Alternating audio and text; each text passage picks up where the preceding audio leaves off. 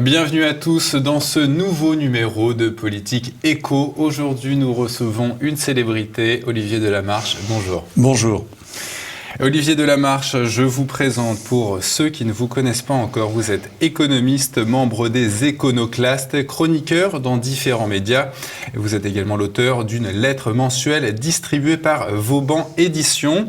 Vous êtes le fondateur de Platinium Gestion, de Pramview Suisse, une entreprise de consulting en macroéconomie, et de Triskelion Wealth Management. Olivier Delamarche, notre pays connaît actuellement, et vous l'avez reconnu il n'y a pas très longtemps, un rebond de croissance. Et pourtant, le président Macron est le président le plus impopulaire de la Ve République, en tout cas à ce moment de son mandat. Les Français sont-ils des ingrats ? Non, pas du tout, mais le pauvre garçon n'y est pour rien. Dans ce rebond de croissance, il faut bien voir que dans aucun pays, vous n'avez des descentes ou des montées en ligne droite. Donc, qu'il y ait à un moment un léger rebond ne veut pas dire que pour ça, vous devez le multiplier par 4 pour obtenir quelque chose en annuel. Donc, ils ont crié au premier trimestre victoire très vite parce que il semblait qu'il y avait un rebond qui était surtout d'ailleurs sur le dernier trimestre 2017. Et puis là, patatrac, ça ne fait que descendre depuis.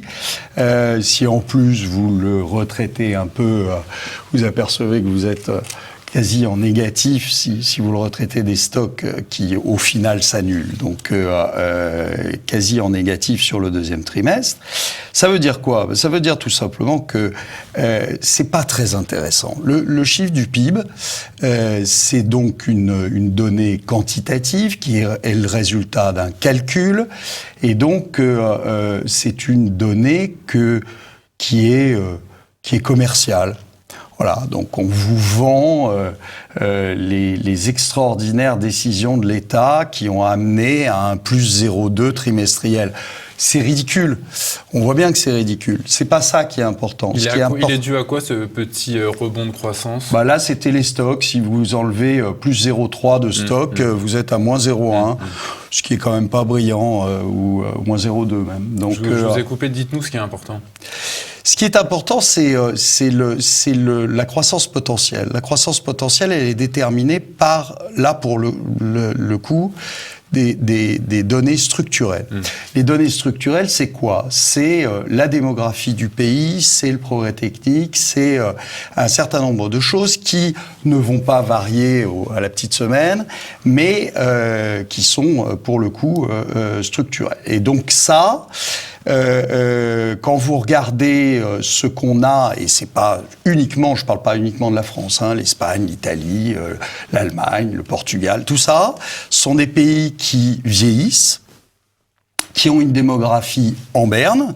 Alors on se félicite toujours en France de notre démographie, mais enfin je rappelle qu'on est à 1,80, donc il y a pas de quoi s'en féliciter. Donc on ne se renouvelle pas. Voilà. Le taux de renouvellement, c'est de 10. Voilà. Donc, en Espagne, on est à 1,30. Au Portugal, on est à 1,30. Et d'ailleurs, c'est un phénomène qui n'est pas réservé à l'Europe. Non, Japon, c'est pareil. C'est un phénomène mondial. Au Japon, pire. C'est bien pire.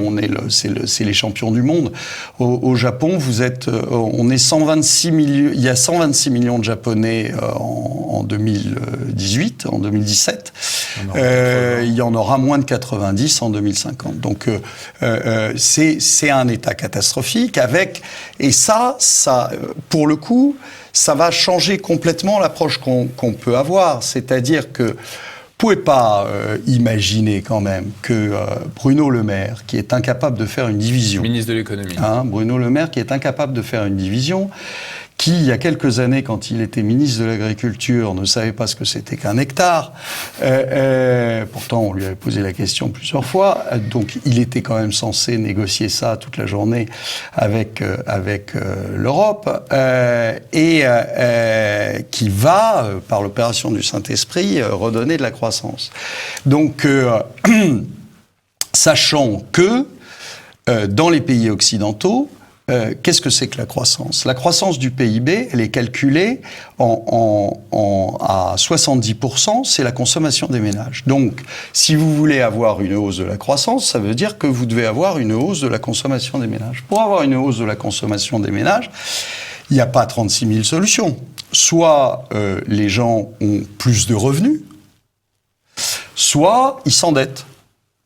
Et malheureusement, force est de constater que dans tous les pays occidentaux, comme les revenus n'augmentent pas, revenus nets, net d'inflation, etc., comme les revenus n'augmentent pas, eh bien, c'est donc l'endettement qui prend le relais. Alors, ce taux de croissance, qui est un taux de croissance aujourd'hui potentiel, c'est un taux de croissance qui, dans des pays européens, va être entre -1 et +1. Donc, évidemment, bien en dessous de ce qu'il faudrait pour faire baisser le chômage, pour rendre du pouvoir d'achat aux gens, etc. Donc, je dirais, après, c'est de l'agitation, c'est de la com. On va vous vendre que grâce à ce qu'on a fait, je vous dis, on fait du plus 0,2 sur un trimestre, mais c'est de la guignolade. Vous en parliez un instant, un petit peu le problème démographique. Comment ça se fait que personne ne parle de ce problème démographique en France et même en Europe parce que la France, en fait, la France est en train de vieillir, la France ne se renouvelle plus. Pourquoi personne n'en parle ?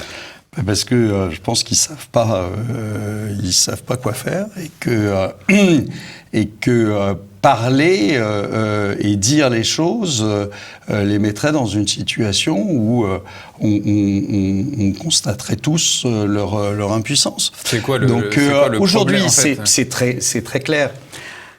Quelqu'un qui vous consommez entre 25 et 50 ans. Parce que c'est là que vous avez le plus de revenus, c'est là que vous avez le plus envie de consommer, etc. Quelqu'un qui a 75 ans, vous pensez bien qu'il ne consomme pas comme quelqu'un de 40 ou de 45. Donc ça veut dire quoi ? Ça veut dire que plus vous avez de gens qui ont cet âge-là, plus de 65 ans, qui se retrouvent à la retraite, moins ils consomment. Et comme c'est la consommation qui représente les 2/3 du PIB, et qu'on n'a que cette mesure-là aujourd'hui, on n'est pas du tout dans le qualitatif, dans la qualité de vie, on est dans qu'est-ce qui va faire qu'on va acheter un iPhone de plus. C'est ça le sujet. Donc il n'y a pas de miracle. Si vous voulez, le gars de 75 ans, il n'a pas 3 iPhones, il s'en fout. Et donc vous vous retrouvez avec une croissance qui est très faible et qui est très faible dans tous ces pays qui vieillissent. Et tous ces pays qui vieillissent, c'est pas de bol, c'est le monde entier. Voilà. Il y a un seul continent qui va avoir une démographie, alors là, pour le coup, affolante, c'est l'Afrique, qui, d'ici 2050, aura 1 milliard de plus de population. Mais tous les autres auront réduit. Vous pensez qu'on peut sauver les meubles en reculant l'âge de la retraite ? Mais c'est pas ça qu'il va falloir faire. C'est pour ça que c'est grotesque, les annonces que vous avez en permanence, où on vous dit, oh là là, il va falloir qu'on recule l'âge de la retraite d'1 an, de 2 ans, etc. Mais c'est pas le sujet. Je sais pas si vous savez, mais au Japon, dans la fonction publique, ils en sont à 80 ans. Imaginez le politique qui dit ça aujourd'hui, il n'est pas prêt de se faire élire. Donc, mais c'est une réalité, c'est-à-dire qu'il va falloir non seulement repousser l'âge de la retraite, la deuxième chose qu'il va falloir faire, c'est payer de moins en moins les retraités. Pourquoi ? Mais tout simplement parce qu'aujourd'hui, c'est vous, actifs, qui versez pour payer les retraites. D'accord ? C'est pas capitalisé, etc. C'est vous, aujourd'hui, qui versez le mois prochain la retraite de quelqu'un. Or, dans les années 70, 75 même, dans ces années-là, vous aviez 4 actifs pour 1 dépendant. D'accord ? Aujourd'hui, si vous prenez les vrais actifs, je ne parle pas de la classe d'âge, parce que là aussi, c'est faussé, c'est du marketing. On vous prend la classe d'âge entre 15 ans et 65 ans, et on vous prend les inactifs, c'est-à-dire ceux qui ont moins de 15 ans, et ceux qui ont plus de 65 ans. Et on le rapporte. Et on dit, il y a encore deux actifs pour indépendants. C'est pas vrai. Parce qu'il faut prendre ceux qui sont réellement actifs. Donc on va prendre la classe d'âge, on va enlever les chômeurs, tous ceux qui sont sortis du circuit ou qui sont à temps très partiel, etc. Et si vous faites ce jeu-là, vous n'êtes aujourd'hui plus qu'à 1,20 actifs pour indépendants, et dans une dizaine d'années, vous passez en dessous de 1. Vous faites comment à ce moment-là ? Ça veut dire que vous allez travailler pour nourrir un dépendant. C'est pas faisable. Olivier Delamarche, dans une interview précédente, je vous entendais parler des sachants, ceux qui, justement, un petit peu cachent ce qui se passe en réalité. C'est qui, les sachants ? C'est toute une bande de soi-disant économistes qui sont plus dans le commentaire que dans l'analyse. Donc, un chiffre va tomber, ils vont vous dire il fait plus 0,01 de plus que ce qui était attendu, c'est génial. Ou il fait moins 0,01, mais c'est pas grave parce qu'il a plu, ou parce qu'il a neigé, ou parce que, etc. Et quand on regarde réellement les choses, non seulement la plupart du temps, c'est le biais statistique normal, c'est-à-dire la marge d'erreur de la statistique, et on en fait des plats et des plats sur BFM, on commentait parce qu'il y avait trois demandes d'indemnité chômage de moins que la semaine dernière aux États-Unis, etc. Et c'est surtout que la plupart savent même pas comment c'est calculé. Et quand on se penche là-dessus, on s'aperçoit qu'il y a une marge d'erreur qui est monumentale. Et donc, ça veut absolument rien dire d'aller discuter là-dessus. Et on discute là-dessus parce que c'est de la vente de lessive, quoi. Donc il faut la rendre la plus belle possible. Donc on continue à vous dire. Puis on n'a pas intérêt, aucun gouvernant n'a intérêt à ce que les gens s'aperçoivent que ils ont voté pour des branquignoles. Donc ils vont tenir jusqu'au bout en vous racontant des histoires où en ne mettant que le chiffre qui va pas trop mal, les chiffres du chômage en France. On peut en parler d'ailleurs dès maintenant des chiffres du chômage. On est actuellement autour de 9,1 je crois. Vous affirmez que le chômage se situe plutôt autour de 18 à 20%. Vous arrivez comment ? Oui, vous êtes à 20. Simplement, vous reprenez tous les chiffres. Alors là, c'est pas uniquement français. C'est aux États-Unis, c'est pareil. On vous parle du plein emploi. Il y a pas de plein emploi aux États-Unis. 4 à peu près. Vous en êtes même très loin du plein emploi. En Espagne, on vous annonce des baisses du chômage. Au Portugal, on vous a annoncé une baisse du chômage. On oublie totalement de vous dire qu'il y a 700 000 Portugais qui ont foutu le camp. Sur une population de 6 millions, si vous voulez, ça fait mal. Donc, et ça, vous l'avez... Ou de gens qui travaillent partiellement, ou de... Non, des gens qui ont fichu le camp du pays. Ouais. Donc, évidemment, vous les retirez de la population active. Donc, mécaniquement, ça vous fait baisser votre taux. Donc, tout ça, je vous dis, c'est marketé. En France, on va vous donner la catégorie A. On va totalement oublier le reste. C'est-à-dire, en fait, le chômeur qui va pointer et qui a des indemnités. Mais tous les autres, ceux qui sont totalement sortis du circuit, qui deviennent SDF ou qui sont au RSA, etc., tout cela, vous les comptez pas. Donc, tous les gens qui vont travailler... Alors, même topo pour l'Allemagne. Alors, vous n'allez pas sur des chiffres de 20%, mais on peut l'estimer autour de 12%, alors qu'on nous vend du 6%, tout simplement parce qu'en Allemagne, si vous travaillez 1 heure... 10 euros. 10 euros, et puis vous êtes sorti du chiffre du chômage. Donc, c'est pas compliqué, si vous voulez. Mais évidemment, personne ne va, aucun politique ne va vous dire, oui, on a les yeux dans les yeux, on a 20% de chômage chez nous, parce que ça serait la révolution. Donc, on vous sort le chiffre qui est le mieux. Alors, Alors après, moi, j'avais des conversations sans fin sur BFM là-dessus à propos des chiffres américains, mais on me disait, bah non, c'est pas des chômeurs. Ouais, d'accord, mais enfin, c'est pas des chômeurs, mais c'est des gens qui travaillent pas. Bon, alors après, vous les appelez comme vous voulez, c'est pas le sujet. Mais et je vous dis, la plupart du temps, les gens qui discutent de ça ne savent même pas comment c'est calculé. Les chiffres du chômage américain, c'est quand même quelque chose d'énorme. Vous avez le fisc. On pourra revenir sur les États-Unis en troisième partie. Je vous propose, pour l'instant, justement, de vous poser cette nouvelle question. Les médias depuis 10-15 ans, on nous dit que voilà, les présidents Sarkozy, Hollande et maintenant Macron ont abattu ou en tout cas ont battu en brèche c'est la classe moyenne française. Est-ce qu'on peut dire aujourd'hui qu'il y a encore une classe moyenne en France ? Non. Mais nul. Enfin, la classe moyenne étant nulle part. Vous avez Obama qui a dit mature. Obama a très bien fait ça aux États-Unis aussi. Il a supprimé la classe moyenne. Parce que c'est les plus nombreux et c'est ceux qui finalement râlent le moins. Pourquoi ? Parce qu'ils bossent et qu'ils n'ont pas le temps d'aller faire la révolution. Ils bossent, ils consomment, donc ils n'ont pas le temps de. Voilà. Et donc finalement, c'est la classe la plus facile à éliminer. Vous redoutez, Olivier Delamarche, une crise bancaire comme celle qui s'est produite à Chypre, où les gens étaient limités sur leur retrait d'argent.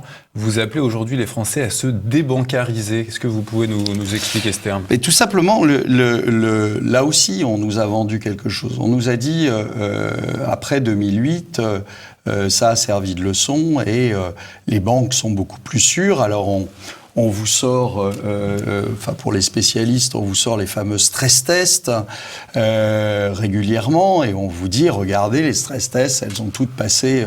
Alors c'est l'école des fans. Vous savez, vous aviez tous les enfants qui mettaient leur petite pancarte à 10 et donc les stress tests, c'est vraiment ça.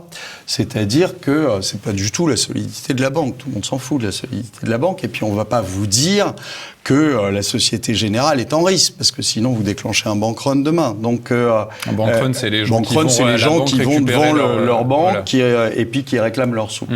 Donc, évidemment qu'on ne va pas vous dire qu'elles sont en risque. Donc, on vous dit tout va bien, Madame la Marquise, les banques françaises sont solides et ça va bien se passer. Le seul problème aujourd'hui, c'est que en 2008, en 2007, 2008, 2009, les États n'étaient pas endettés. L'État américain était endetté autour de 50%. Les Européens, c'était pareil, on n'était pas endettés. Qu'est-ce qui s'est passé ? À ce moment-là, quand les banques ont failli faire sauter le système en 2008, les banques ont failli faire sauter le système, les gros assureurs, comme AIG aux États-Unis, principal assureur, a sauté. Qu'est-ce qui s'est passé ? On a en gros nationalisé. Et donc, les contribuables ont payé les pertes des banquiers. Aujourd'hui, les banques et les assureurs sont exactement dans la même position. Ne croyez pas une seconde qu'ils sont plus sûrs qu'en 2008. Ils sont même à la limite moins sûrs, puisque tout le monde est persuadé que ça va mieux. Et le problème, c'est qu'aujourd'hui, s'il y a un pépin, je ne parle pas du petit pépin, je parle du gros pépin. S'il y a un pépin aujourd'hui, eh bien, les États ne pourront pas faire ce qu'ils ont fait en 2008-2009. Ça veut dire quoi ? Ça veut dire tout simplement que, et on l'a mis en place et on sait très bien que ça arrivera, à ce moment-là, on fera ce qu'on appelle des bail-in, c'est-à-dire ce qui s'est passé à Chypre. En gros, la banque ferme, ponctionne les comptes pour se redresser. Mais ça veut dire quoi ? Ça veut dire que si... Et les gens peuvent retirer que 50 € par jour. Voilà. Mais si vous avez une banque qui ferme et que les gens ne sont pas complètement demeurés, c'est-à-dire qu'ils ne sont pas sous perfusion de télé-réalité toute la journée, la personne qui apprend que la BNP ou que la Société Générale ou que le Crédit Agricole, peu importe, est fermée et qu'il va y avoir un bail-in dessus, soit il est totalement abruti et il reste chez lui, soit il l'est pas, et il court à sa banque pour retirer son argent. Donc, ça veut dire quoi? Ça veut dire que vous avez un bank run dans toutes les autres banques. Et ça, c'est inacceptable, parce que vous faites couler toutes les autres banques. Donc, ça veut dire quoi? Ça veut dire que le jour où il y a un pépin dans une banque, qui est une banque systémique, une grosse banque, d'accord? Eh bien, à ce moment-là, toutes les banques seront fermées. Et non seulement toutes les banques seront fermées, pas que toutes les banques du pays, toutes les banques dans l'Union européenne. Pourquoi? Parce que là encore, si vous vous réveillez un matin et que vous apercevez que les banques sont fermées en Italie, moins que, je vous dis, vous soyez totalement abruti, qu'est-ce que vous faites? Vous foncez dans votre banque et vous retirez votre argent en France. Et donc, vous serez obligé de le faire dans toute l'Union européenne. Ça consiste en quoi exactement, se débancariser? On récupère nos fonds et on les met sous nos matelas? On en laisse le moins possible, parce que de toute façon, malheureusement, vous êtes obligé, pour vivre, d'en laisser. Pour le reste, vous sortez... On achète de l'or? Vous sortez... Alors, si vous pouvez en effet acheter de l'or, mais pas que ça. C'est-à-dire, vous pouvez aujourd'hui trouver hors de l'Union européenne des banques qui sont des banques privées. Et Charles Le Gave évoquait le cas de l'Indonésie ou des pays du Sud-Est asiatique pour investir. Alors il y a plus proche. Ouais. Enfin, moi, j'aime beaucoup Charles Gave, mais il a vécu une partie de sa vie en Asie, et donc simplement le jour où vous avez un souci, faut vous préparer à faire 20 000 bornes. Et c'est pas si facile que ça. Non, il y a des pays à côté de l'Europe qui ne sont pas dans l'Union européenne et qui vous permettent d'avoir des banques privées et de vous débancariser. Mais voilà, le principe c'est ça, c'est de dire que malheureusement, le jour où il y a un pépin, on sera obligé de fermer partout, parce que sinon vous déclenchez forcément un bank run. Et l'assurance vie, c'est la même chose. Enfin, c'est le même principe. On va s'arrêter là, c'est la fin de cette première partie. On se retrouve dans un instant.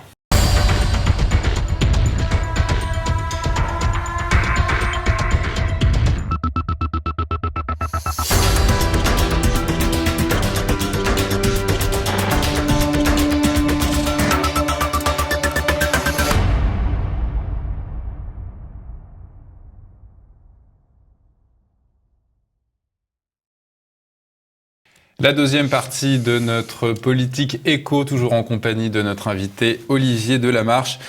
Olivier Delamarche, certains observateurs du fait économique affirment que contrairement à 2008, la prochaine crise financière ne viendra pas des États-Unis mais d'Europe. Quels sont les pays en première ligne?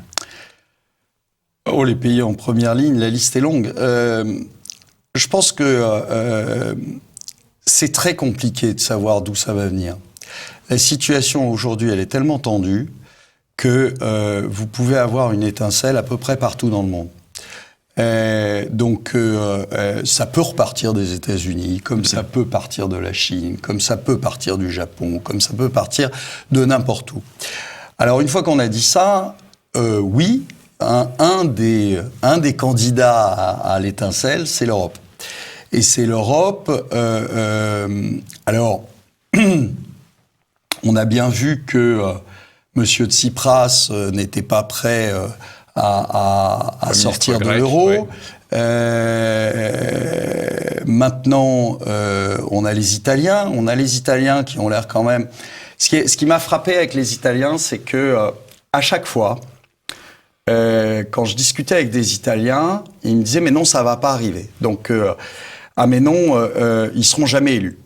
Ils ont été élus. Puis après, on m'a dit ouais, mais c'est pas grave, parce que de toute façon, ils vont jamais faire de coalition. Sauf qu'il y a eu une coalition. Et puis après, on a dit ah bah oui, mais ils n'arriveront pas à faire un gouvernement. Sauf que pas de bol, ils ont fait un gouvernement.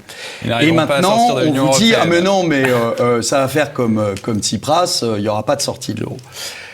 Moi, j'ai écrit un papier en début d'année sur l'Italie où je disais attention.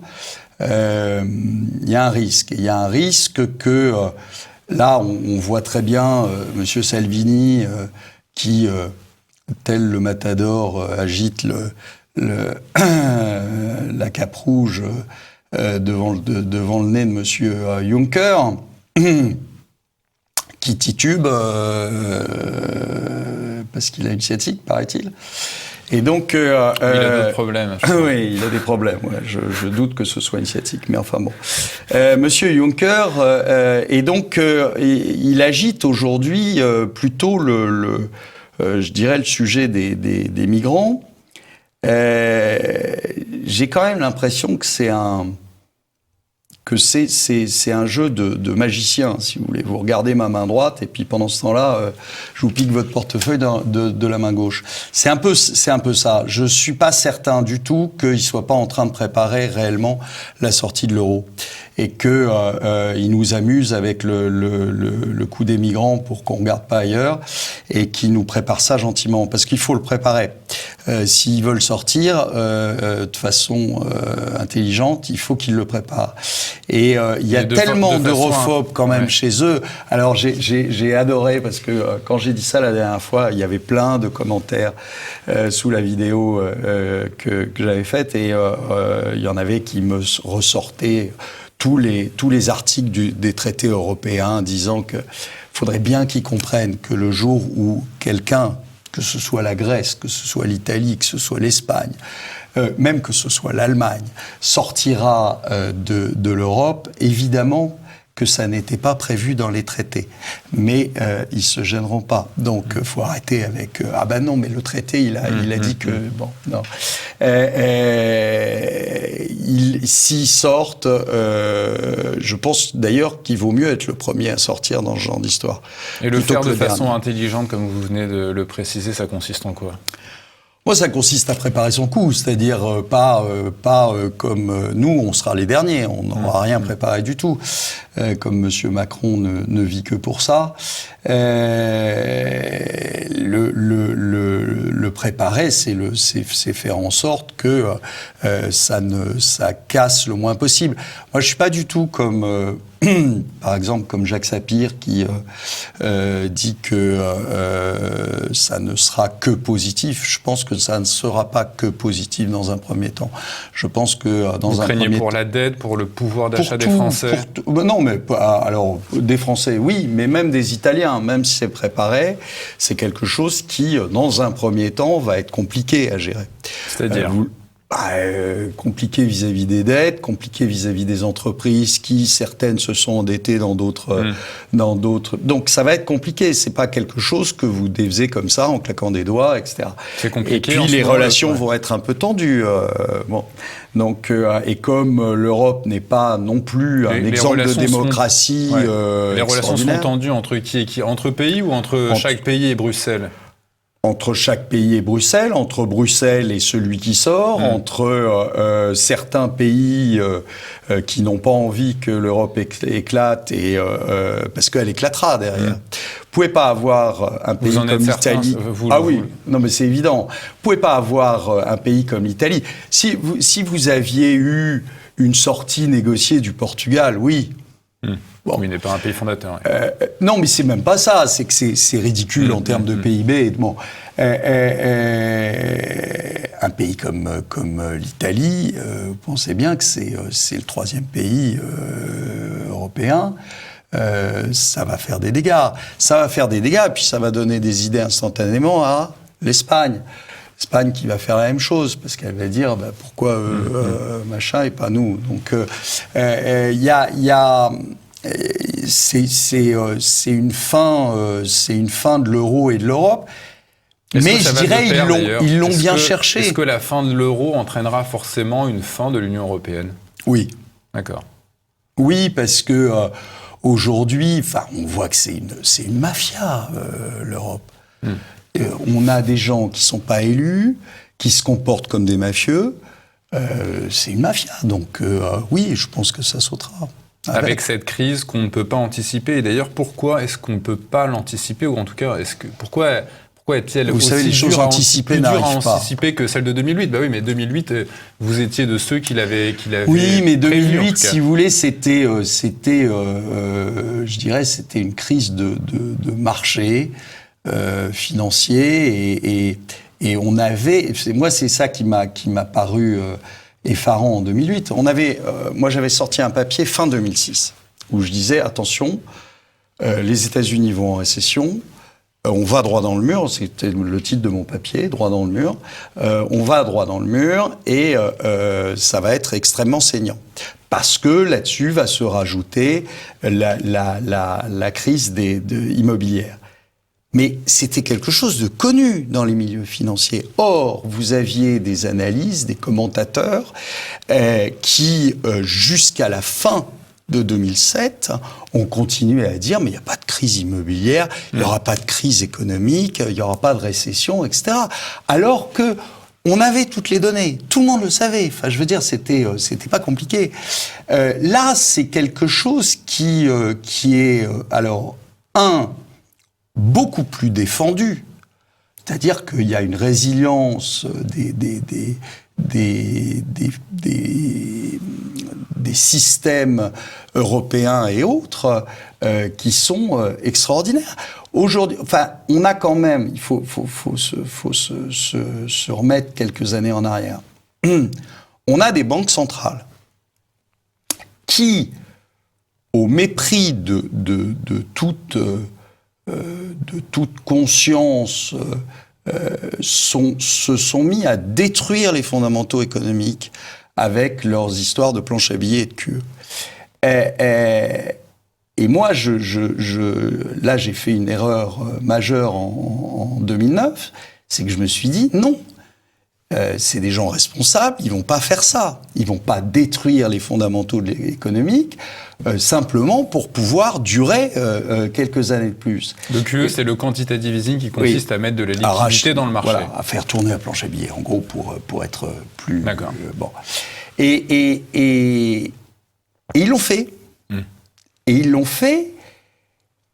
Et souvenez-vous, 2012, à la mi-2012, Draghi, qui sort cette phrase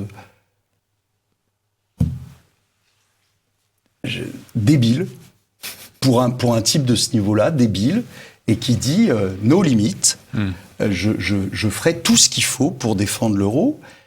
Alors que les statuts quitte à détruire tout, c'est-à-dire n'empêchent pas justement ce quantitative easing. Les statuts de la BCE justement n'empêchent pas ce quantitative easing. On est au-delà de ça là. Bon, on a marché sur les traités allègrement et on a fait tout ce qui était interdit. C'est pour ça que je vous dis, les traités, on s'en fiche complètement quand il faut. Donc, mais c'est effarant, c'est-à-dire que on est rentré dans ce système de dette. De façon ahurissante, avec des banques centrales qui achètent tout, des actions... Donc l'euro, d'après vous, va exploser à cause de la dette ? Mais non, à cause du système qui maintenant est irréversible, c'est-à-dire que il n'y a plus de croissance que de la dette. C'est pas la dette qui a amené la croissance, il n'y a plus de croissance que de la dette.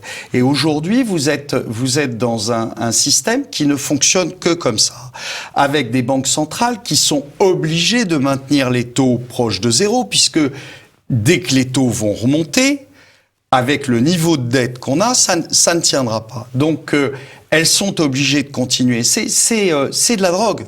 C'est vraiment de la drogue. C'est-à-dire, vous coupez pas le truc comme ça. Donc, après, vous pouvez de façon, je dirais, marketing, commercial, vous pouvez essayer de faire penser que vous pouvez en sortir, etc. C'est ce qu'a fait Madame Yellen.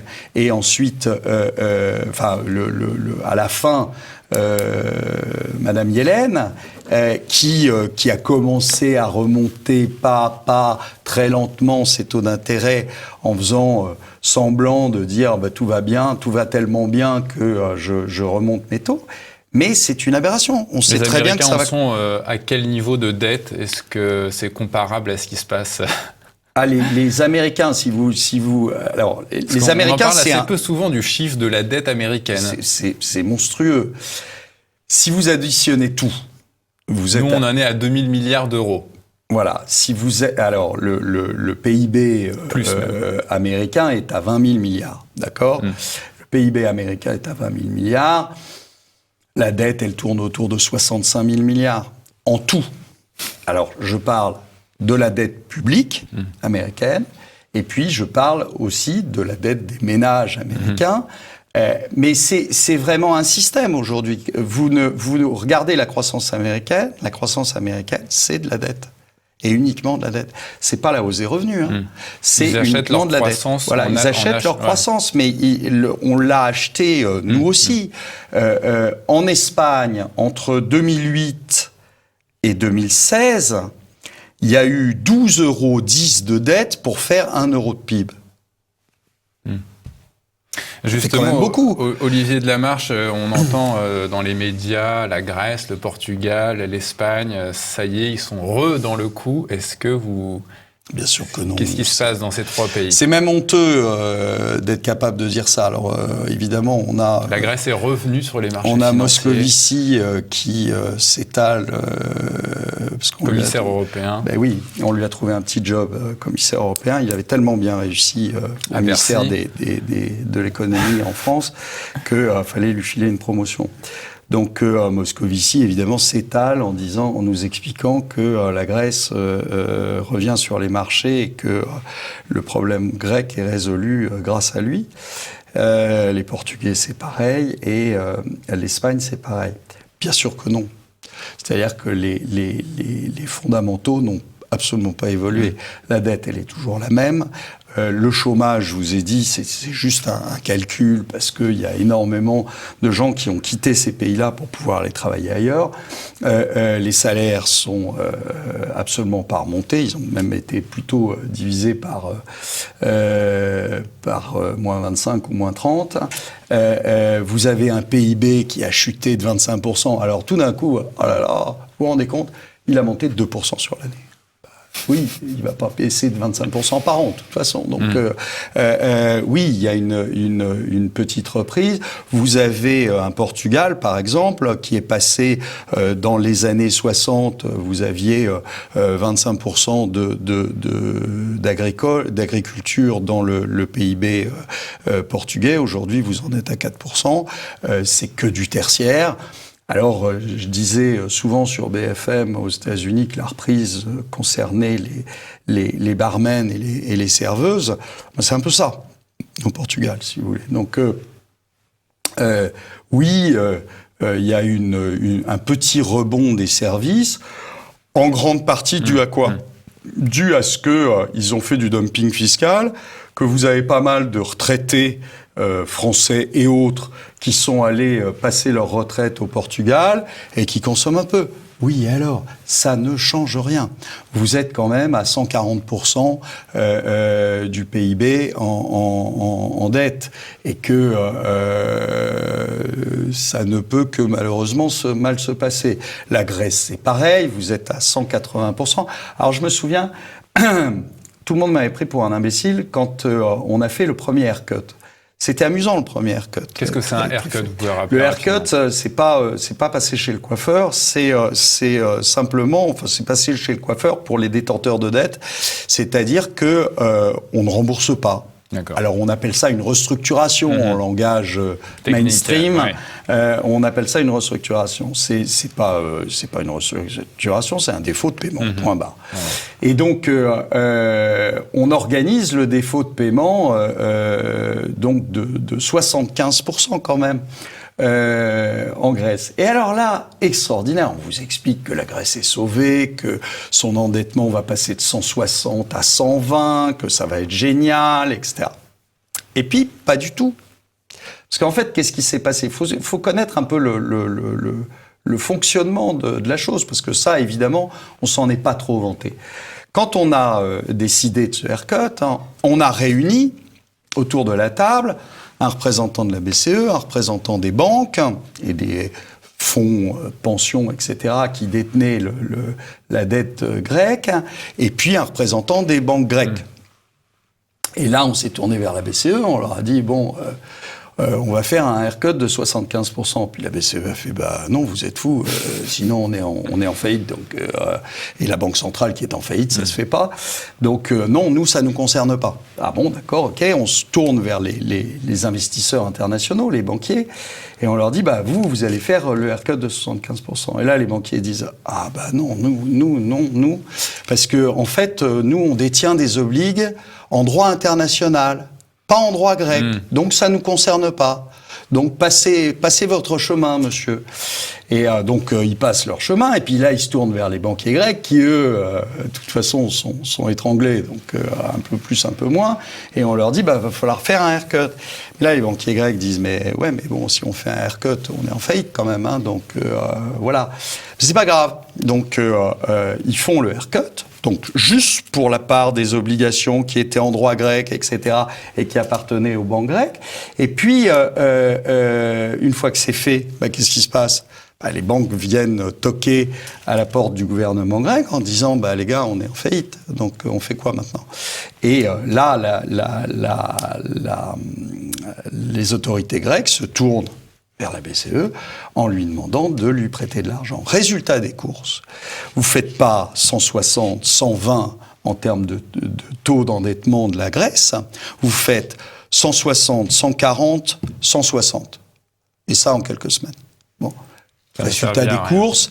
Et là, vous avez eu 3 restructurations ou défauts de paiement depuis 2012, et vous êtes à 180%. C'est merveilleux, c'est vrai que la Grèce est sauvée.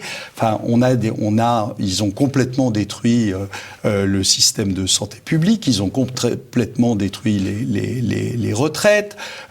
C'est une catastrophe, la Grèce. C'est un pays en ruine, comme le Parthénon. Donc, les ruines sont moins belles. Olivier Delamarche, dernière question pour cette deuxième partie. Qu'est-ce que vous pensez du Brexit ? Est-ce que vous pensez que les Anglais ont bien fait de sortir de l'Union européenne ? En tout cas, ils l'ont pas encore. C'est pas encore acté. Le Premier ministre est en train un peu de se débattre dans tous les sens. Est-ce qu'ils ont eu raison de voter pour la sortie de l'Union européenne ? Bien sûr. Qu'est-ce qui va arriver quand ce sera acté ? Ils avaient déjà, je vous rappelle qu'on nous annonçait l'air glaciaire qui allait s'abattre sur l'air glaciaire. Les sauterelles. Voilà, les 7 plaies d'Égypte, on allait jeter les bébés dans la Tamise, enfin bon, ça allait être l'enfer. Qu'est-ce qui va se passer ? Ils ont plus de croissance que nous, d'accord ? Donc, et puis c'est des Anglais. C'est-à-dire ? On peut dire moi qui ai fait un peu de rugby, je peux vous dire que c'est quand même l'équipe la plus compliquée à gagner. Donc c'est des gens qui, Monsieur Churchill leur promettait du sang et des larmes. Ils y sont prêts. Ils y sont prêts. Et je pense que ils ont eu raison. Ils ont eu raison parce que, mais oui. Enfin, je veux dire, c'est quand même inadmissible aujourd'hui que personne ne prenne en compte les votes des peuples européens et qu'il y ait cette mafia européenne qui est prête à tout pour conserver ses prérogatives. C'est quand même quelque chose d'hallucinant. Et quand vous votez mal, on vous dit vous avez voté mal, on va revoter ou finalement on va quand même le faire et puis c'est parce que vous avez rien compris.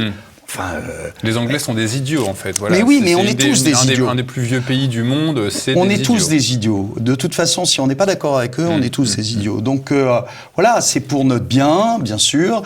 Il faut regarder les choses froidement. L'Europe et l'euro, c'était plus de chômage. J'ai pas vu. C'était de la croissance et une forte croissance. Pas vu non plus. Alors maintenant on vous sort c'est grâce à ça qu'il n'y a pas eu de guerre. Non, c'est pas grâce à ça qu'il n'y a pas eu de guerre. Donc c'est grâce au fait que on a une arme de dissuasion massive qui s'appelle le nucléaire. Et puis je rappelle que les Balkans c'était donc c'est bien dans le point si mes souvenirs sont bons. Donc faut arrêter de dire des bêtises. C'est quelque chose qui ne fonctionne pas, qui ne marche pas. On voit, parce que sinon ça n'aurait pas amené la Grèce. Alors, si vous voulez, c'est assez simple. Quand tout va bien, c'est-à-dire quand vous avez de la croissance, quand les pays ne sont pas endettés, c'est ce qu'on a eu jusqu'en 2008 finalement. si tout va bien, évidemment que le système tient. C'est un peu bancal, mais ça tient. Il n'y a pas de gros vent, ça tient. Le jour où il y a du gros vent, le jour où il y a tempête, le jour 2008 arrive, et ben c'est là qu'on s'aperçoit que ça marche pas, que ça a été mal fait, que ça a été mal conçu, et les pays qui étaient un peu bancals, la Grèce, l'Italie, l'Espagne, le Portugal, etc., et même la France, hein, on n'est pas, je sais bien qu'on a le coq comme emblème, mais on n'est pas mieux que les autres.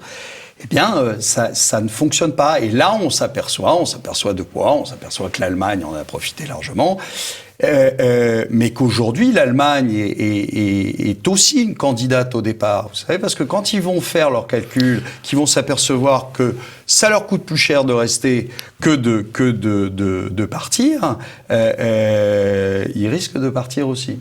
C'est la fin de cette deuxième partie. On se retrouve dans un instant, Olivier Delamarche.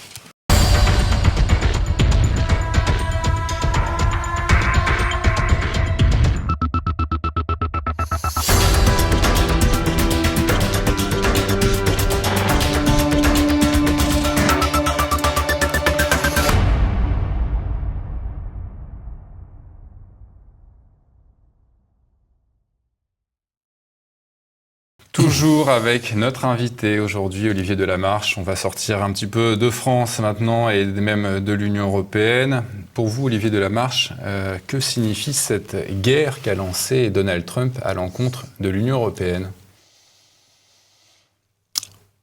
Guerre économique. Sur l'aluminium. Oui, enfin c'est plutôt, je dirais, guerre contre avec l'Iran, contre la Chine, guerre contre la Russie. J'aurais envie de lui dire, si je le vois, quel est le projet ? Je vois pas bien. Le projet de Donald Trump. Le projet de Donald Trump, puis le projet des Européens aussi, d'aller dans la ligne de Donald Trump et de vouloir, comme M. Macron, absolument taper sur les Russes. Je vois pas bien l'utilité et le projet d'un type qui n'emmerde personne. Poutine. Poutine, ouais. N'emmerde personne. Bon. Contrairement aux Américains, qui sont un peu partout en train de faire la guerre. Donc, je vois pas bien. Enfin bon, il doit avoir des raisons que j'ignore. C'est la fameuse pensée complexe de M. Macron. Pour vous, ça consiste en quoi, ces mesures protectionnistes qu'il a prises vis-à-vis de l'Europe ? Il y a des choses qui sont pas totalement inintéressantes chez Trump. Le protectionnisme, ça vous évoque quoi ? Non, c'est pas une question de protectionnisme, mais le fait d'essayer, mais je pense que malheureusement c'est trop tard, mais le fait, en tout cas dans les mots, d'essayer de rapatrier un peu d'industrie chez lui et un peu d'argent chez lui, le fait de rééquilibrer et de remettre quelques règles dans le commerce mondial, c'est pas forcément totalement idiot. Après, vous pensez que de ce point de vue-là, il a déjà gagné le pari ou pas ? On verra. Ouais. Fait que 2 ans. Après, pour l'instant, réellement, il y a beaucoup d'agitation, mais... oui, on nous dit 4% de chômage, 4,1% de croissance. Enfin, on a parlé des chiffres tout à l'heure. Voilà, tout ça, c'est faux. Ouais.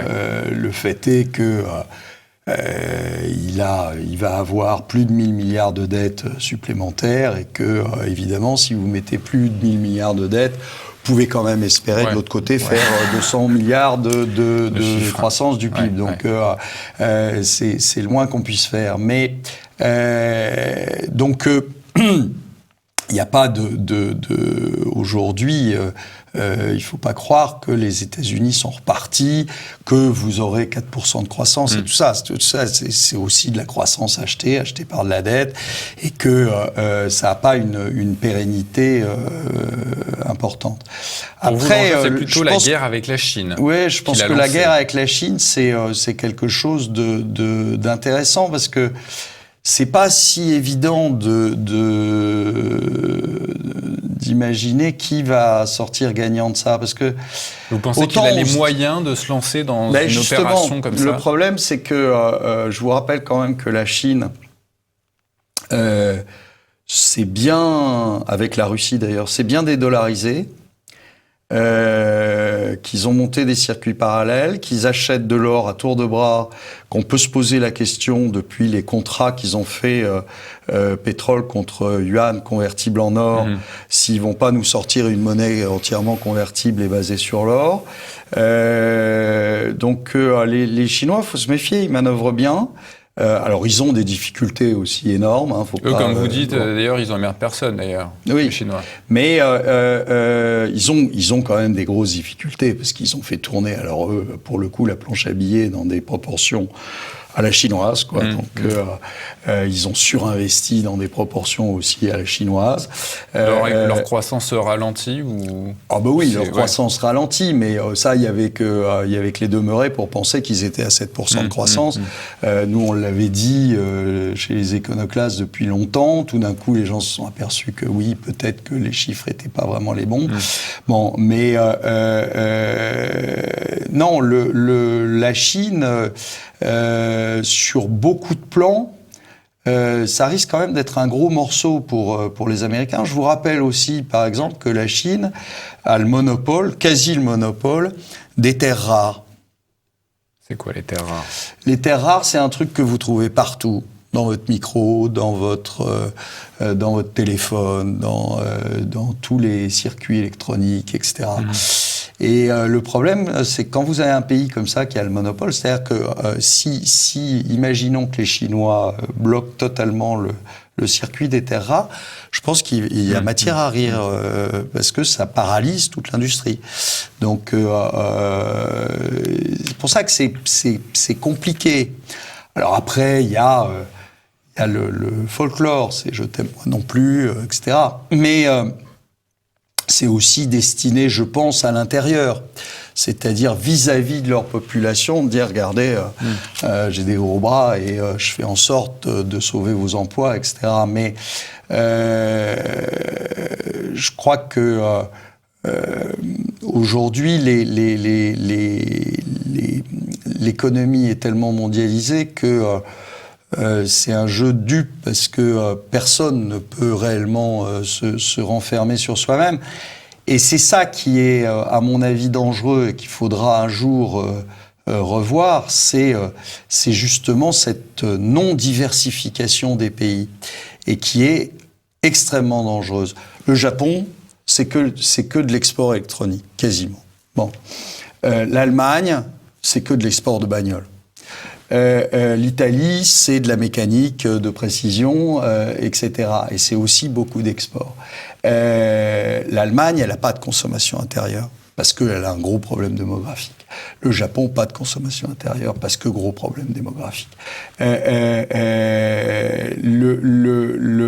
Tous les pays comme ça sont spécialisés. On a dit de la Chine que c'était l'usine du monde, que fabriquer des baskets, etc., que l'Inde, c'était les services informatiques délocalisés, etc. Là, tout ça fait que le jour où il y a un pépin sur votre métier, vous n'avez pas de relais. Et ça, c'est excessivement dangereux. On l'a vu au moment du tsunami. Souvenez-vous,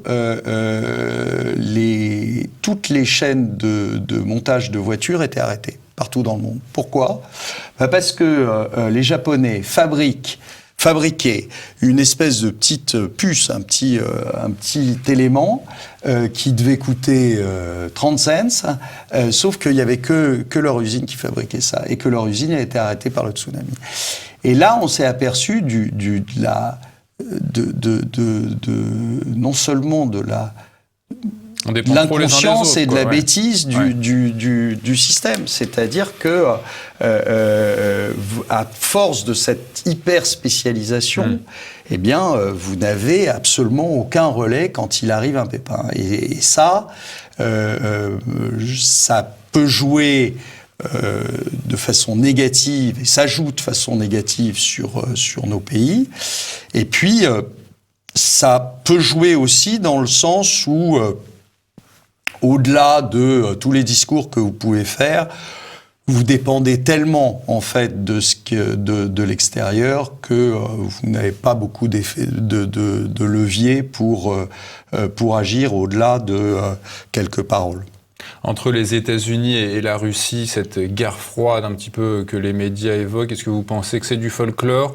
Est-ce que vous pensez que Poutine et Trump, qui sont quand même deux populistes, enfin je ne sais pas si c'est vraiment le terme le plus approprié, mais en tout cas c'est des personnes qui sont assez populaires dans leur pays. Est-ce que vous pensez que cette pseudo-guerre est réelle ? Écoutez, je ne le souhaite pas. Comment ça se fait qu'ils ne s'entendent pas ? J'en sais rien. Mais exactement comme... Vous n'avez pas réponse à tout, Olivier Delamarche. Mais qu'est-ce qu'on va faire ? Pourquoi est-ce que, ce que je vous disais tout à l'heure, pourquoi est-ce qu'on va lui chercher des noises ? Pourquoi est-ce qu'on prend des mesures de rétorsion vis-à-vis de quoi ? Il est sur le même continent que nous, ils ont de la croissance, ils ont des matières premières. Pourquoi est-ce qu'on ne va pas s'entendre avec lui ? Il n'est pas plus communiste que vous ou moi. C'est terminé. Qu'on arrête de dire que c'est un dictateur sanglant, ça fait rire tout le monde. Il est réélu et largement mieux élu que M. Macron ou qui que ce soit en Europe. Donc... je veux dire, il y a un moment où il faut arrêter. Ça devient grotesque, ça devient ridicule. Il est trop bien réélu, c'est ça. Probablement, ça doit faire peur à nos politiques qui, eux, Monsieur Macron a gagné à plus de 60, sont élus avec 10% de la population. Enfin, je veux dire, il y a évidemment, ça doit les titiller un peu. Mais ça devient grotesque. Enfin,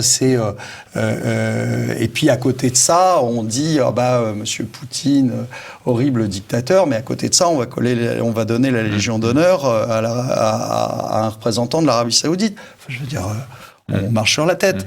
De toute façon, ça fait un moment qu'on n'arrête pas de creuser, de tomber.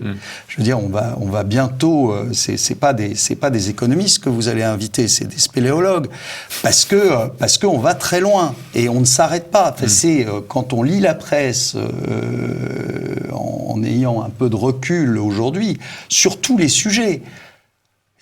On nous ment à un point. C'est effarant. Non, mais c'est effarant cette espèce de Monsieur Macron qui veut censurer absolument les fake news alors que c'est lui qui en fait toute la journée. Enfin, on est dans un truc entre l'affaire Benalla, ça n'arrête pas. Et on se demande quand est-ce qu'on va toucher le fond. Ça serait bien d'ailleurs. On l'agite pour éviter de parler des vrais sujets. Je sais même pas, mais c'est que ils sont tellement nuls que quelquefois ça transparaît et on s'aperçoit qu'ils sont nuls et c'est effrayant. C'est effrayant parce que ça dure depuis des lustres. Alors certains ont cru que l'arrivée du jeune banquier allait changer tout. Je pense que beaucoup déchantent. C'est effarant. Même dans son camp. Même dans son camp. Mais oui. C'est, Olivier Delamarche, on arrive bientôt à la fin de cette émission. Je voulais vous parler un petit peu en dernier de ce pays qui a perdu, dont la monnaie a perdu plus de la moitié de sa valeur, 52% face au dollar. C'est l'Argentine. Ça vous évoque quoi ? Moi, ça m'évoque le fait suivant, c'est que il y a un analyste que j'aime bien qui s'appelle Albert Edwards et qui disait il y a très longtemps, qui avait qualifié les BRICS de Bloody Ridiculous Investment Concept. Ça veut dire concept d'investissement ridicule. D'accord. Et en fait, oui, le problème, c'est que quand vous avez une bagarre entre gros, c'est-à-dire entre les États-Unis, la Chine, que vous avez des mouvements de capitaux importants, quand vous êtes dans les marchés émergents, ça fait mal. Voilà, donc puis il n'y a pas que l'Argentine, hein, vous avez la Turquie, vous avez pareil sur la lire turque, pareil sur évidemment le Venezuela, le Brésil. Enfin bon, il y a aujourd'hui tous les marchés émergents et tous les pays émergents sont dans la tourmente notamment à cause du dollar. Mais voilà, enfin donc après, c'est pas étonnant si vous voulez quand vous avez eu depuis 2008, vous avez eu des tombereaux d'argent qui ont été fabriqués, vraiment des tombereaux, comme on n'en avait jamais vu à aucune période. Et qu'est-ce qui se passe quand vous avez des tombeaux d'argent comme ça, que vous avez des taux à 0%? Eh bien, vous prenez une mauvaise décision d'investissement. Et qu'est-ce qui se passe dans ces cas-là? Eh bien, il faut bien que cet argent aille quelque part. Et donc, il va se déverser, mais sur tout et n'importe quoi, sans discernement. C'est ce qui s'est passé. Alors, à un moment, on a acheté les pays émergents parce que c'était les seuls sur lesquels il y avait encore un petit peu de rendement sur les obligations. Dans nos pays, c'était fini depuis longtemps. Et donc, vous avez des gens qui se sont crus malins, qui se sont dit, c'est génial, on va aller sur les pays émergents. Et puis donc, il y a eu un afflux d'argent qui est arrivé là-dessus. Et aujourd'hui, vous savez très bien que pour déplacer de l'argent, il faut 1/10 de seconde. Hein, donc, vous appuyez sur un bouton et c'est fait. Et donc, dès que ça commence à secouer un peu, dès qu'il y a des questions qui commencent à se poser, vous retirez votre argent des pays les plus risqués. Et puis là, tout d'un coup, on se retrouve... vous connaissez l'histoire, hein, c'est quand la marée se retire qu'on voit ceux qui avaient un maillot de bain. Voilà, les pays émergents n'avaient pas de maillot de bain. Dernière question, Olivier Delamarche. Pourquoi ne faites-vous pas de politique ? Parce que d'abord, je n'aime pas les crétins, et il y en a beaucoup. En politique. Et secondo, parce qu'on est malheureusement dans un pays où, dès qu'on peut vous mettre une étiquette, on vous la met. Et qu'à partir du moment où on vous a mis une étiquette, vous devenez inaudible. Donc, je préfère garder ma liberté de ton et ma liberté de parole et ne pas frayer avec aucun parti politique. Alors, vous en avez beaucoup qui m'ont approché, ou qui ont approché les éconoclastes en général, pas que moi. Qui des noms, des noms, des noms, des noms. Il y en a beaucoup qui nous ont approchés. Des gens à gauche ? Non, je ne donne pas de nom. Il y en a beaucoup qui nous ont approchés, et à chaque fois, ça a été la même réponse, ça a été non. Donc, voilà. Moi, j'ai pas du tout envie... D'abord, j'y crois pas, parce que je trouve que... pour des élites, c'est l'élite de la bêtise. Que de toute façon, dans l'état actuel des choses, ils ne servent à rien. Puisque je vous rappelle que c'est notre aimable président Juncker qui décide de tout, et Angela. Et donc,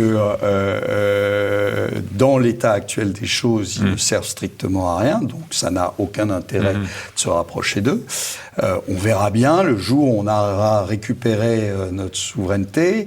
À ce moment-là, il sera peut-être temps de se poser la question de savoir si on peut leur filer un coup de main ou pas. Mais pour l'instant, franchement, ça n'a aucun intérêt. Je vous dis... Dès qu'on peut vous identifier pour un parti ou un autre, peu importe le parti, à ce moment-là, vous devenez inaudible. Puisque c'est tellement facile de venir vous dire, oui, mais vous avez dit ça parce que, etc. Donc, ça n'a aucun intérêt, et on aime bien notre liberté chez les éconoclastes, et on n'a pas du tout envie. Bien. C'était la base d'ailleurs, c'était l'ADN des éconoclastes, c'était surtout ne se rapprocher d'aucun parti politique pour avoir la paix. La liberté, ça sera le mot de la fin de cette émission. Merci d'avoir suivi ce numéro de Politique Éco en compagnie de notre invité Olivier Delamarche. Merci Olivier Delamarche d'avoir été avec nous. Merci à vous. Merci.